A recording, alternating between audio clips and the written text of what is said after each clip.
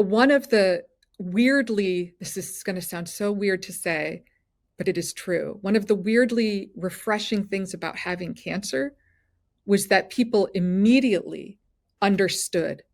I'd lost my hair and all this stuff. I'd have to cancel a session or everybody understood. There was all sorts of support and understanding. And I'm thinking like, wow, this feels, because with MS and depression, that stuff is very hard to see in a lot of ways. Welcome to Passion Struck. Hi, I'm your host, John R. Miles, and on the show, we decipher the secrets, tips, and guidance of the world's most inspiring people and turn their wisdom into practical advice for you and those around you. Our mission is to help you unlock the power of intentionality so that you can become the best version of yourself. If you're new to the show, I offer advice and answer listener questions on Fridays. We have long-form interviews the rest of the week with guests ranging from astronauts to authors, CEOs, creators, innovators, scientists, military leaders, visionaries, and athletes. Now, let's go out there and become Passion Struck.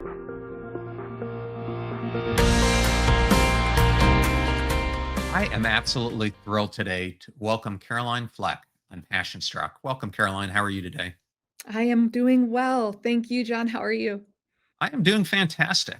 I am so excited to have you on this, and we're going to be talking about your fantastic book in a little bit, Validation, how the skill set that revolutionized psychology will transform your relationships, increase your influence, and change your life. So thank you so much for writing that book.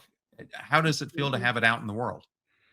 Feels amazing and surreal, right? Because you spend all this time writing in solitude, and then it's this very public affair. And so it's a little bit of a juxtaposition there that takes you a second to settle into. I'd love to start these interviews out rather than going into the book, letting Mhm. the audience get to know you better. You're a psychologist, you're an author, Yeah. as I just said. Yeah. You're also a cancer survivor. Yes. But if we met you, we being the audience, at a dinner party and didn't know any of that, what would be the most surprising thing we would learn about you? I don't know if it would be the most surprising. It would be up there. John, I was a competitive baton twirler for about 10 years.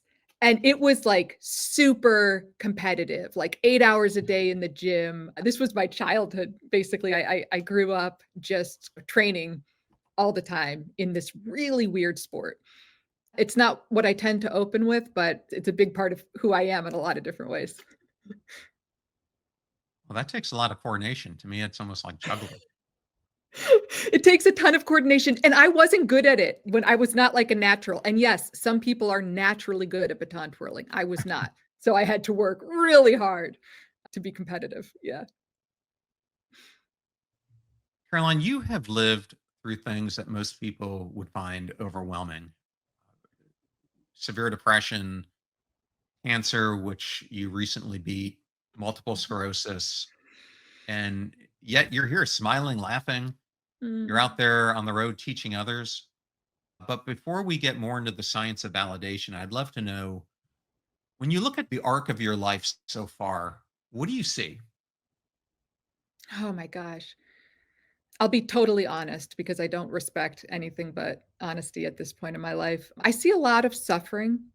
I see a lot of loneliness. And then I see a lot of intention. I see a lot of purpose. I see a lot of discipline. And I see a lot of love. And I actually see now that so many of those positive qualities grew out of that suffering, if that makes sense, or more specifically, I think what I did with it. I think suffering can destroy you, but it can also, in some ways, empower you. Let's talk about suffering there for a second. Because if we could go back in time and meet you in one of your toughest moments, where would we find you? And what would you want the listeners to understand about that version of you? Boy, that's a great question. And it really hits because I felt for so long that I had two personalities. There was this outward facing, extroverted. I think people, when they hear about like depression or some of these conditions, they think really shut down and like Eeyore from Winnie the Pooh. And Honestly, I learned to project something very different, which was very animated, very engaged. I like to joke around. But if you were to see behind the curtain, what you would see is somebody who couldn't sleep, often couldn't eat, could really only study or read to avoid the suffering that I was feeling.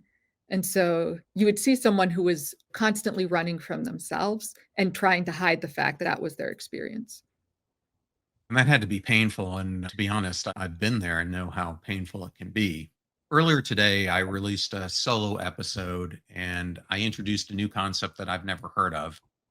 I call it the absorption gap. And we hear all the time these things like you need more inputs in your life. Do the cold plunge, do the sauna, or Mhm. eat athletic greens, AG1, go to the gym, Oh, do mindfulness, do this, do that. And there was a period in my life where I was doing it all. I was same. working Yeah. out 8 to 10 hours a week. I was doing the Yep. mindfulness stuff, Same. but none of it was getting through. And I found myself lethargic all the time. I was actually gaining weight. My labs were actually getting worse. And as a person who hosts a health podcast, I was like embarrassed because I was trying to do all these Totally. things that everyone was telling me to do. Looking back, when I came to the conclusion, I was throwing so many inputs at my body that my body couldn't absorb them. And so they weren't getting through. Do you think there is such a thing as the absorption gap? I'm just pausing for a second because it does really resonate. And so I'm a behaviorist by training, which means I focus on how we use learning theory and behavioral principles to change behavior. And what I hear you describing in that absorption gap is almost like a body and a mind that's just being inundated with change. You got to change this, you got to change that, you got to change this. And there is this point at which the body just it can't, right? Like it can't keep responding to all of those inputs. And in the absence of any acceptance, it starts to reject those inputs. I think you're absolutely right. And I say that from personal experience as well. I think acceptance for somebody like myself, a trained baton twirler who is constantly working, competing, learning how to put that change emphasis down and just be. I needed the just being in order for any of that change to actually like seep in, I guess is how I think about it. The way was thinking about it is I came up with that we have really four different types of filters. We have biological filters, neurological filters, emotional filters, and cognitive filters. And if one of those gets blocked, they're all interconnected. Yes. And I had this really interesting conversation yesterday with Dr. Kevin Tracy, and we were talking about the vagus nerve and Mm. how it influences so many of these different things because it has 100,000 synapses. But I believe if these things are blocked, like in my case, I had a lot of trauma in my life and being in the military, being having a very high security clearance, I was always told don't seek treatment for it, bury it, Exactly. don't talk about it. And I really feel because I buried it, if you go through CPT, cognitive behavior therapy, Mhm. cognitive Mhm. processing therapy, there's this topic of stuck points. I really think I had these stuck points that were holding me back so much that it was impacting other areas of my life. It was not allowing me to absorb some of the behavior changes that I was trying to do. And when I cleared that out, it's Yeah. kind of like the rest of me started to absorb all the inputs finally. That reminds me of a saying that I heard, I don't know if it was in treating trauma or addiction, but it really resonated with me, and that's, "You're only as sick as your secrets." And that, of course, we were talking about it in a mental health context, but it actually really resonated for me physically as well, because I think, like you're saying, when one system is off, be it biological, neurological, whatever, the whole it's all interconnected. And so you can't just be strengthening your body and destroying your mind. Like the one will affect whatever's being destroyed is going to also start to Right. prey on the thing that you're trying to strengthen. That's been my experience, for sure. I want to go back to your book, Validate. You write that none of us actively choose to berate or invalidate ourselves. These are learned behaviors, internalized messages. When I read that, it really hit me because it makes me think about how so many people, probably many of the listeners, carry around these voices from their past without even realizing that they're not their own. When you look back on your own life through your own battles, where did you first start to notice those internalized messages showing up? And what did it take for you to start replacing them with something that was more kind and truthful? I think the real genesis of things for me was I started becoming depressed in high school. And to me, it was like, whoa, what's happening? So I was like talking to my friends about it, talking a little bit to family. And the reaction I got was like, that's weird. You're crazy. You're needy. You're over, like all of these judgments. And I hated myself for feeling this way because it made me desperate and it felt like it became a source of rejection. And so I learned to hide and bury that so deep in order to survive. It felt like I was struggling to survive. And part of what I learned was to hide that part of myself and to berate it and to hate it and see it as a source of rejection. This is why people won't love me. If they only knew, they would reject me. And honestly, it wasn't until I became a therapist and I had done therapy, I had done all the things, but it wasn't until I was working with others and helping them identify how that invalidation from others was really dictating how they see themselves and how they relate in the world. That was like, wait a minute, I'm telling people all day long Yeah. that their suffering is valid and that they need to challenge these scripts they've developed. And I can't do that. I'm not doing that for myself. Like there's a disconnect, but I could not have gotten there if I was just focused on myself. It had to be through my observations and work with others. Okay. And I have a follow up to that. Sure. You go on to connect pervasive invalidation not only to personal self loathing, but to higher rates of depression, anxiety, PTSD, and even, unfortunately, suicidal ideation. And Mhm. then you go on to even frame today's mental health crisis in part as a validation crisis, which really spoke to me because I do a lot of research on mattering. And to me, when I think of unmattering, or Gordon Fleck describes it as anti mattering, it really is a validation crisis when we It don't is, feel yes. like we matter.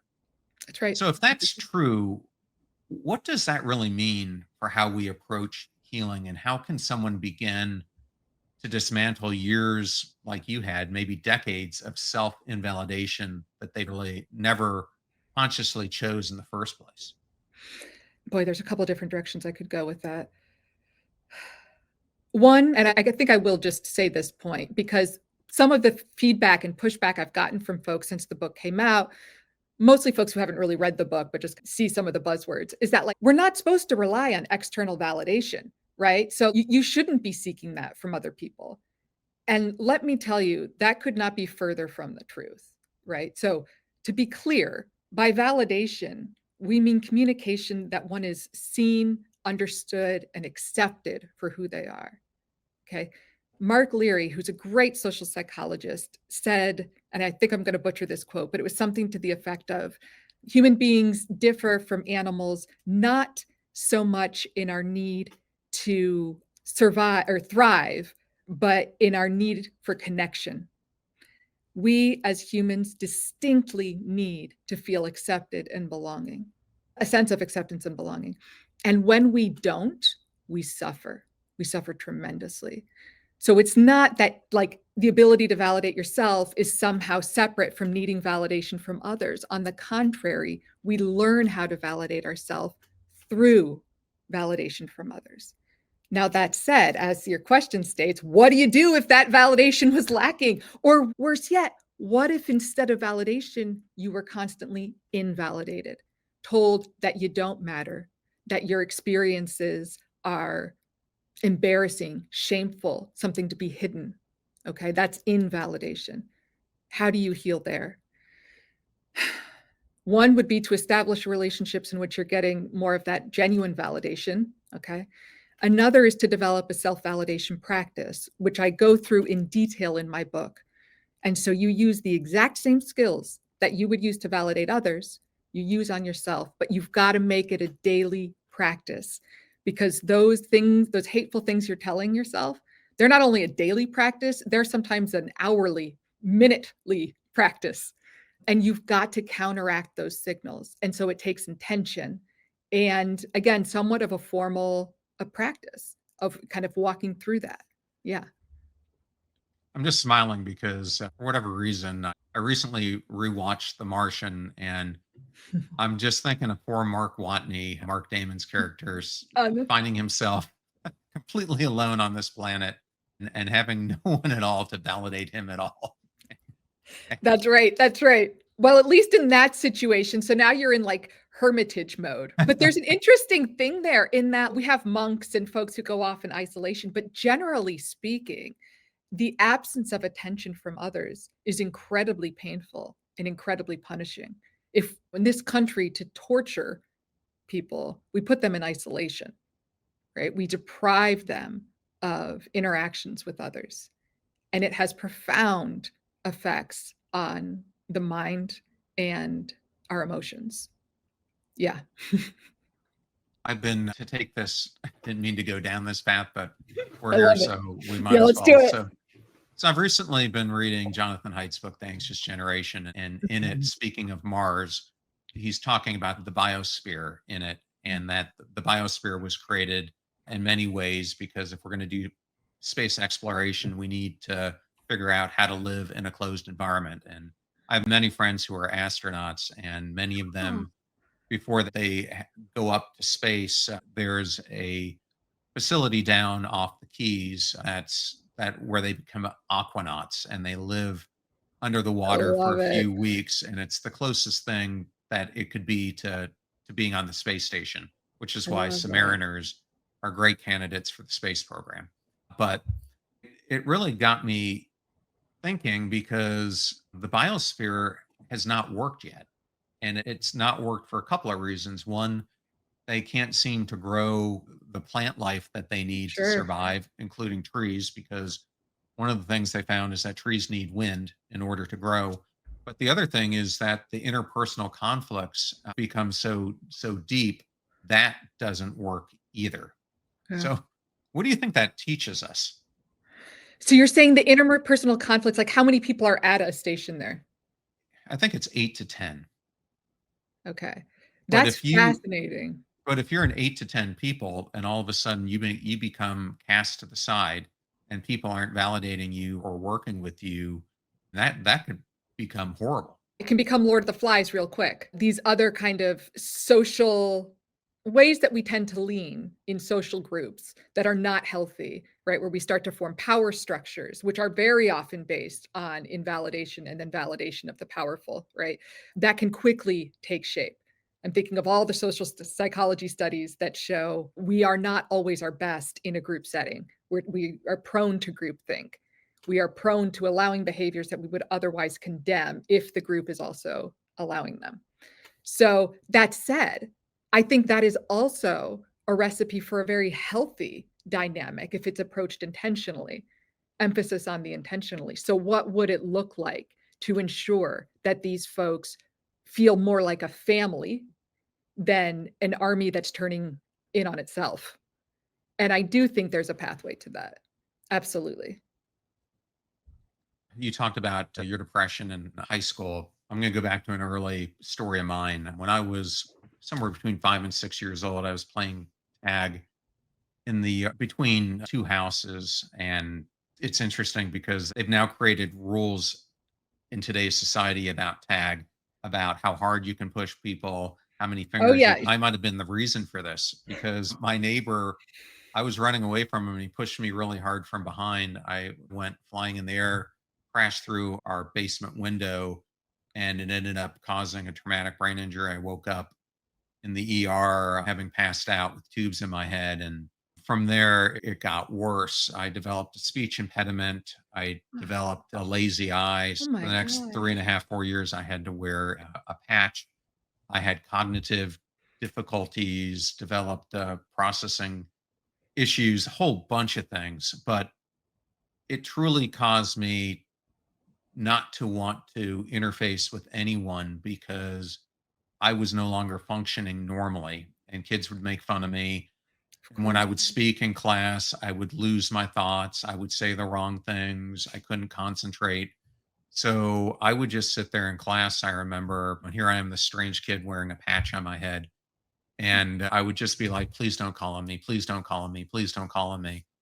And I remember in the midst of this, I started to go see this speech pathologist. And I remember I'd have to walk through this field. And at first, I hated it because it was just another thing where instead of being in English class, I was at the speech pathologist. But over time, I don't know what my life would be like now without her because not only was she helping me with my speech, but I think she saw that I'd become invisible in my own life.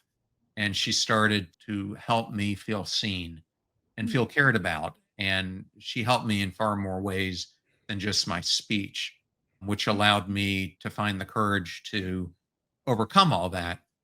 But I tell that because if you think about that scenario and I didn't have that validation, where do you think I might be today? It strikes me that she recognized that you had become invisible. And I wonder if you hadn't also, like myself, in different circumstances, not nearly as painful in some ways, if you had made yourself invisible because it had become so punishing to be observed, to have any attention on you. And I think you probably had. You'd shrunken yourself so that the teacher wouldn't call on you or what have you. And so I imagine you would have continued to do that. You would have continued to isolate, right? And you would have continued to withdraw from relationships and other people because you wouldn't have a sense that it was safe. And you wouldn't believe, how could you possibly believe that there would be the capacity for intimacy or being seen? How would you even think you deserved it if you had never experienced it, if you'd only experienced the opposite? So I think it could be quite, and I say this, I am an expert in treating self-harm and suicidality, and these are conditions that are often born out of a pervasive history of invalidation, Well, and that is what we see. I bring it up because mine was a pretty extreme case of this. But if you look at what's happening, especially to so many Gen Z and now Gen Alpha kids, a lot of them are growing up like on this because they're spending so much of their time on screens and they're not getting the validation that they once received. And they're getting it artificially now or chasing it in ways that are so different than we biologically, ecologically were brought up to be as hunter gatherers. And so I think what I experience now, you've got millions of kids, hundreds of millions who are experiencing this firsthand. Do you think that's true? 100%. It also hints at a very important but nuanced point that I think is lost on a lot of folks, but it's just so important that I want to make it crystal clear. What kids and anybody else for that matter is typically getting through social media and gaming and all of the kind of online platforms is at best praise. Praise is a judgment. It says, I like the way you look, or I like the way you perform. It's a positive judgment, but it is a judgment nonetheless. Okay. That is fundamentally different from validation. Validation says, I accept you independent of how you look or perform. And praise isn't inherently bad, but if it's the only input you're receiving from others, you get reinforced for filtering yourself, be it through pictures or whatever, for creating a life that's greater than the one you have because you want to exceed expectations to get praise. Praise usually is earned through exceeding expectations. That is a problem because nowhere is there just genuine there's just not a space for it. Online and social media platforms reinforce you for filtering yourself and selling products. And that is fundamentally at odds with validation and acceptance. In your book, you draw a clear line between validation and love. For those who conflate the two, how do you look at or define the difference? In a lot of ways, I don't think you can have love without validation. And again, this is something people get, wait, what are you talking about? You shouldn't need external. Here's what I mean. If your partner, if your parents, if whomever, if they don't fundamentally accept you for who you are, and perhaps because you haven't shown up honestly, perhaps because you have been hiding yourself, as I know I did. There was a whole part of my life that I just kept secret and intentionally, like you did, I made invisible to other people, this depression, this dark stuff. And so people loved me, but they loved a very well-crafted facade. And that felt honestly somewhat hollow. My experience, my concern was that if they knew the real me, they would reject me. Now, if instead I felt deeply accepted for who I was, warts and all, although I don't want to call depression a wart, it is a disease. But if they accepted me, my God, how much deeper that love would have felt, right? That's what would have been healing, is if I felt like these parts that I disdained were lovable. Yeah, That's the connection I see, if that makes sense. I'm not sure if it does. it does. So, for someone who is struggling right now with how do you communicate validation, you lay out 8 skills for doing this. And Mhm. I was hoping maybe you could touch on these, but maybe go into one that tends to be the hardest for people to master and why. Interestingly, even though a lot of like what we're talking about is the self, right? Like how your experience after your traumatic brain injury, my experience with depression, a big turning point for me in my life was when I started focusing on helping to reduce other people's suffering. And I made this very clear decision in my head. I just decided that nobody was going to understand my depressive darkness stuff, but I could use it to understand others and maybe give them some of what I had been seeking. I wanted to be the type of therapist I had always wanted to have. And so that is what I became a psychologist, and in the process, I learned these skills for communicating validation. How do I validate somebody else? How do I communicate acceptance? And the research on the effectiveness of that is profound. But I would say that it was in learning to validate others that I learned to validate myself. So that's just a preamble to what all this is about. But yes, we talk about 8 skills that you can use to basically validate anybody. And it would probably help to mention here that psychologists, of course, have very specific definitions for things. And when we talk about validation, we're talking about communication, right? It's a form of communication that one is mindful, understands, and empathizes with some part of another person's experience, thus accepting it as valid. So it has those 3 qualities. There's this kind of non-judgmental awareness, that's the mindfulness. There's a sense of logical understanding, that's the understanding. And then there's this emotional understanding or empathy. So if I'm going to validate somebody, I need to ideally communicate all of that. But at the very least, I need to signal just one of those qualities, perhaps just mindfulness.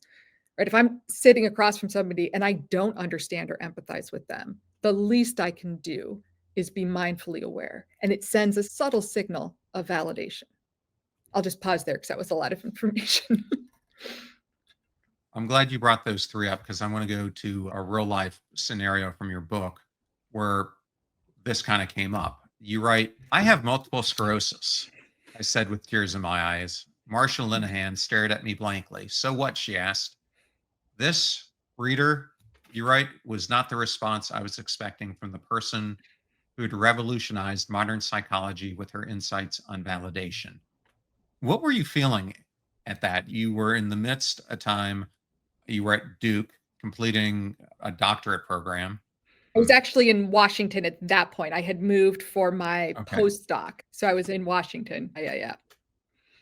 Yeah, I Well, had just been diagnosed with MS. That's right. so where did that conversation lead? Because at the onset of it, you thought it was going to be a stopping point for you. And it turns out, I think that it turned out to become a launching point for you. Really did. So Marsha Linehan is the creator of dialectical behavior therapy, or DBT, and she's the one who developed these validation skills that therapists train in. And so I'd gone to her and I'd really wanted to be this great DBT therapist. And I got sick with MS. I was struggling with just intense vertigo, nausea, fatigue, pain, all of it, all of it. And I went to her and said, I don't think I can do that. I'm going to have to basically retire. I did all this training to be a DBT therapist and I can't do it. And her response was like, no, that's bullcrap. She did not see my logic there as valid. She was basically saying, no, like, I don't see any validity in what you're saying. Okay. Which actually, there's an important point there, which is that with validation, you never validate something that you don't actually consider to be valid. It's not about just pumping people up and making them feel good.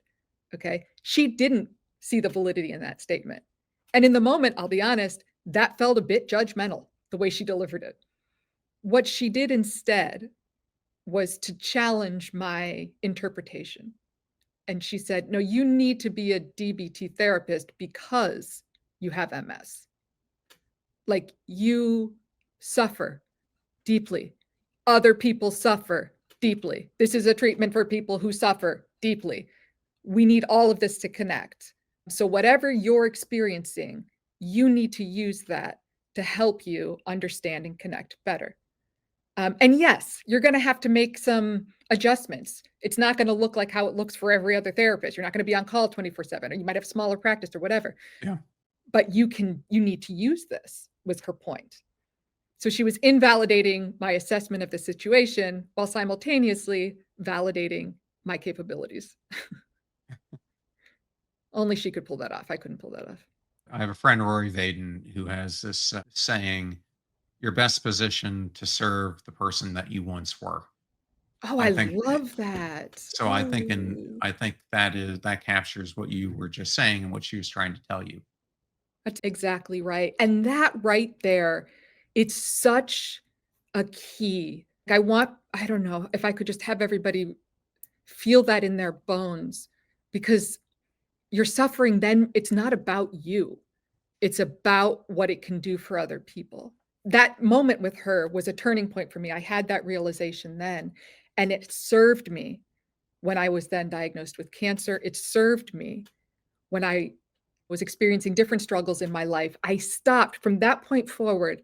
My struggle was never just about me. It was like, how do I use this? And that has been the single greatest gift to my life, without a doubt. So I want to go back to your depression, because I too myself have experienced severe depression, and I've experienced low grade depression too. And it's interesting how it can creep up on you over time without you even noticing it's there. For me, it Mhm. just started in the background. And I think Mhm. I could tell my world was getting a bit dimmer, but I couldn't figure out why until it went from low grade to mid grade. And then it does this hockey stick once you reach that point, and it became severe. But I remember early on in my career, I would hear people say that person's out of work because they have depression. And I used to think, Mhm. what do you mean they can't work because they're depressed? Mhm. What do you think are some of the misconceptions that people face? For folks who are depressed, we've come such a long way regarding how we approach and think about mental health. But for the most part, so many people, including, I'll be honest, treatment providers, look at conditions like depression or anxiety as character flaws, right? They reflect a weakness, and nothing could be further from the truth. Weirdly, this is going to sound so weird to say, but it is true. One of the weirdly refreshing things about having cancer was that people immediately understood, right? I'd lost my hair and all this stuff. So I'd have to cancel a session, or everybody understood. There was all sorts of support and understanding. And I'm thinking, like, wow, this feels, because with MS and depression, that stuff is very hard to see in a lot of ways. It's not obvious, and people don't really understand it in the same way they do cancer. And the judgment was gone, right? And so all of a sudden, people reacted to me as though I had a disease. Whereas the fatigue and some of the other symptoms, they felt very similar to what I experienced when I was depressed. They were just as debilitating. They just had a different cause, and therefore, all of a sudden, they were valid to other people. At least that's how it felt. Whereas before, it was like, "What's wrong? Yeah, oh, she's depressed." I want to switch gears to your cancer battle. When we were talking before we came on air, I told you for me, this is really personal. My sister, you're Caroline. My sister, who I used to lovingly call Caroline until one time when she was about 34 or 35, told me she hated being called Caroline and please call her Carolyn because that was her Oh. name. But Carolyn was diagnosed with pancreatic cancer. And yet, in the midst of it, she had always had this feeling that her life professionally hadn't accumulated into what she felt she was called to do. And so she decided in the midst of this to go back and get another master's degree in social work because she felt that through her struggles, she would be able to serve others. And she told me that those few years where she got to do that, she was able to help so many lives, and it made her feel like she was healing herself or at least finding a purpose for her life during that time. And I want to relate this because you write that even during your own cancer battle, you found ways to help others. How did you find that serving became part of your own healing process? I love the question. I'm truly inspired by what you describe in your sister. It is what I aspire to do with my experience. I love that she saw it as a reason to go back and get her master's, not an obstacle to doing so. Sorry, can you repeat your question? Well, I was amazed with everything she was going through, the chemo, the recovering from Whipple surgery, going through Whipple surgery, the radiation, that she was able to do it. And she did it in like 2 years flat, maybe even faster than that, probably because she realized she didn't have a lot of time. But what I wanted to ask is similar to her, as you were going through your own Mm. cancer journey, you found ways to help others. And how did serving become part of your healing process? I vividly remember once it became clear I'd had a surgery and they realized that the cancer was more advanced than they'd realized. And my oncologist says, "Well, you're not going to be able to work," which one is a very privileged thing to say because I actually felt like I very much had to work for financial reasons and for emotional and spiritual reasons. Like her saying, "You're not going to be able to continue your work." All I saw ahead of me was black if that was the case. Like, I could not imagine how I was gonna go through this experience if I wasn't working with other people and helping them and more focused on their stuff than mine.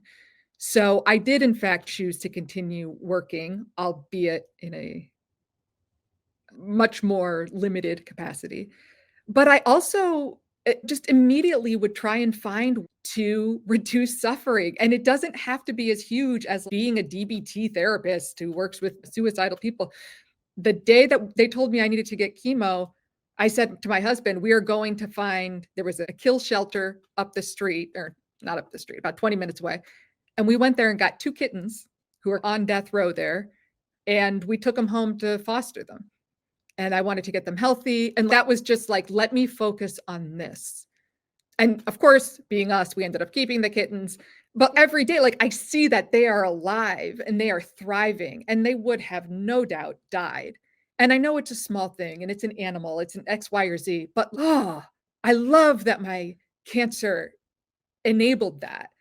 And adorably, my daughter has repeatedly talked about how one of those cats, Grindle, her dear Gigi, was a real source of support for her when I wasn't there.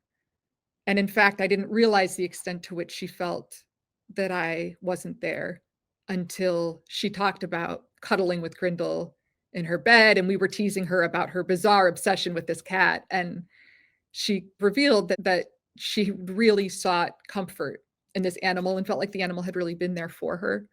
And so that's just I guess that's what I see in terms of this relationship between suffering and connection and suffering and connection.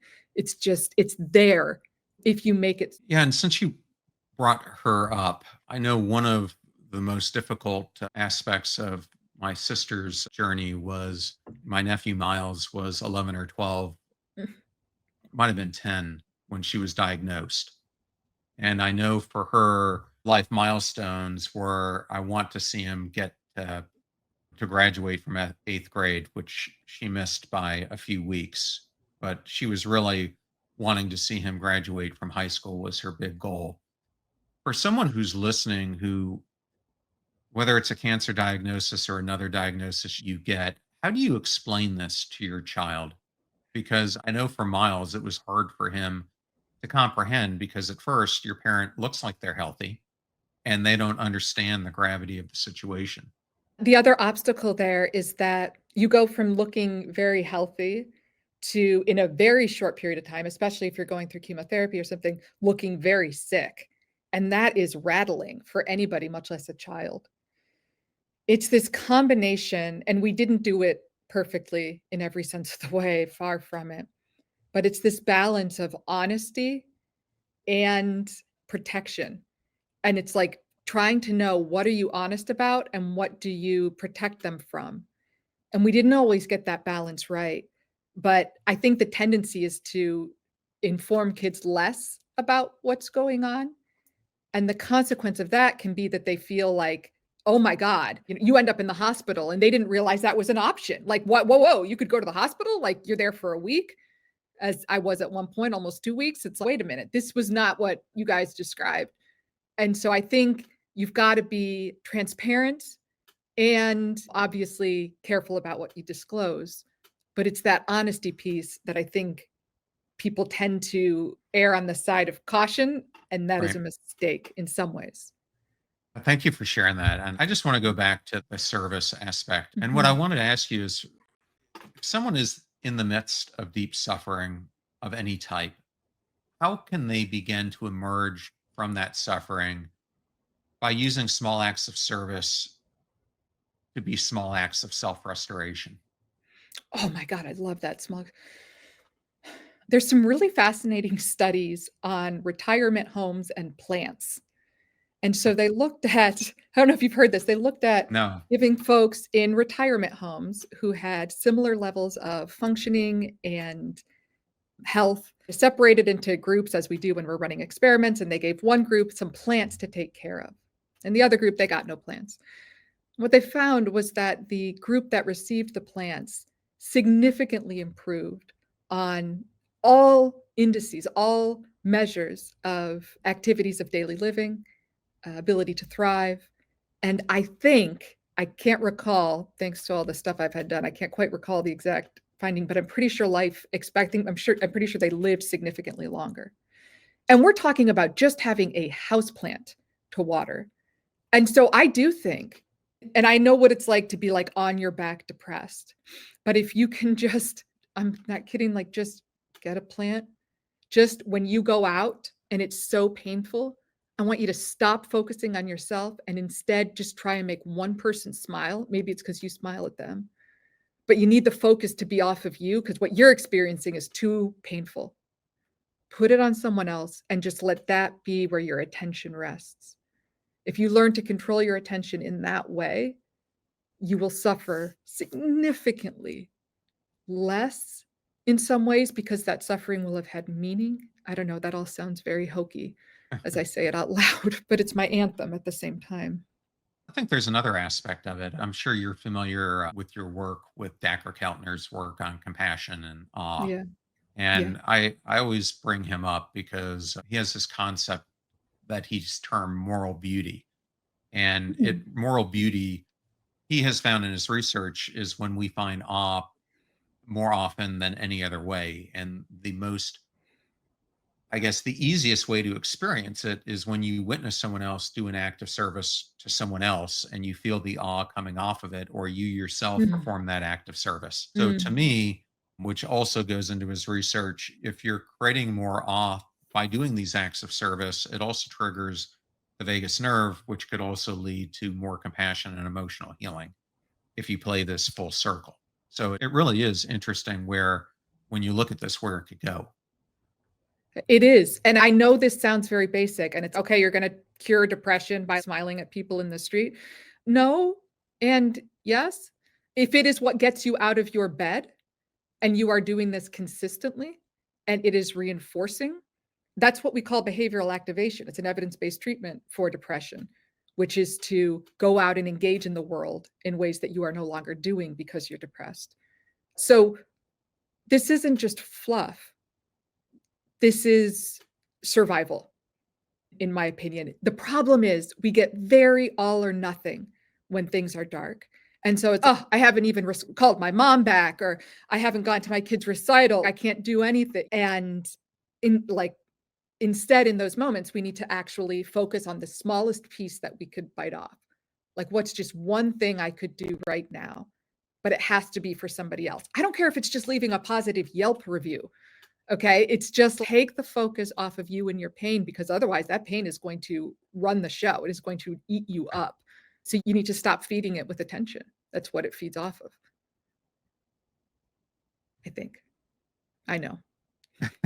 So I want to go to the topic of tending, which is not a topic I usually ever talk about, but I had this great conversation with Alison Wood Brooks, and she came out with this book earlier this year, which was all about communication. I would love to be able to teach a class on how you teach gooder in life, which she does. Yeah. But we were having this conversation that we're losing the art of conversation. Oh, yeah, totally. But she was saying that when we're in a conversation with someone, it's really like holding up a mirror for ourselves. And that metaphor really stuck with me, because you see yourself in that person and you can experience their life through your own experiences by viewing yourself in them. And as you write in the book, if when you're looking at that mirror, if you're changing your natural speech patterns in response to someone, it shows that they've affected you. It Mhm. means that they have your attention. But I think Mhm. so many of us are so distracted by the pinball life that we live in that we're not doing that. I know I'm as guilty as anyone else about that. So, what happens when we're not attending? We're not listening. We're basically just having a conversation with ourselves. And it becomes a bit of a self-fulfilling prophecy. Whatever narrative we have in our head about how much this person sucks or how stupid they are, we're just reinforcing it by all of the counter arguments we're focused on and pointing out everything that's wrong. In reality, we're missing what's valid in their experience. We're preventing ourselves from connecting with them because we don't like some part of what they're experiencing or what they're describing. It is very, again, it has that kind of like egotistical quality to it that suffering can force upon us, where we're just very focused on me. When you flip that on its head, when it's not about how you sound or the argument you make or whether or not you convince them, if it's just to understand them, to make them feel heard, it becomes a very different, and I'd argue more effective communication, even if your ultimate aim is to influence somebody. Helping them feel heard first will improve your ability to influence or affect how they think about the situation. That is a fact. Not one we talk So, about often, but definitely a fact. for someone who's brand new to this whole concept, what's the simplest thing, given what we just talked about, that they can do in their next conversation to practice validation? So the simplest thing, especially if you don't agree or you don't understand where someone's coming from, I want you to just play this game in your head. Okay. It's a two-parter. You want to try and figure out what's this person's point and why does it matter, right? What is it they're trying to say? And then in your head, I want you to think of a better way to make that point or articulate it. If you watch great talk show hosts, the Larry Kings and the Oprahs over the years, you'll see that they're doing this in some capacity. They are trying to bring out the very best interview they can in the other person. All right. And they do so by asking certain questions, and they'll restate what the other person had said, perhaps a little bit more concisely, and then they'll add to it, right? They're just trying to pull out the best interview, and it's reflected in the questions that they ask. They don't necessarily agree with the other person, but they are trying to both understand their point and help them crystallize it. And that is fundamentally different from how most of us engage in conversations, where we're looking to add. I was speaking with Kelly Leonard, a great improv, the creative director at Second City in Chicago. And they were talking about yes and, I'm going to interview right? her here in a month, so I can't Oh, wait. cool. Yeah. So they do this practice of yes and, right? So how do you build off of what someone has said? Get them talking more, help them bring it out. That's what we're trying to do with validation. It's not about you or making your point. It's about helping the other person understand and feel understood. So that begs the question, whether you're a leader in the workplace or you're a parent trying to validate your kids, how do you use validation to build trust without it feeling like you're manipulating the other person? You have to come at it authentically.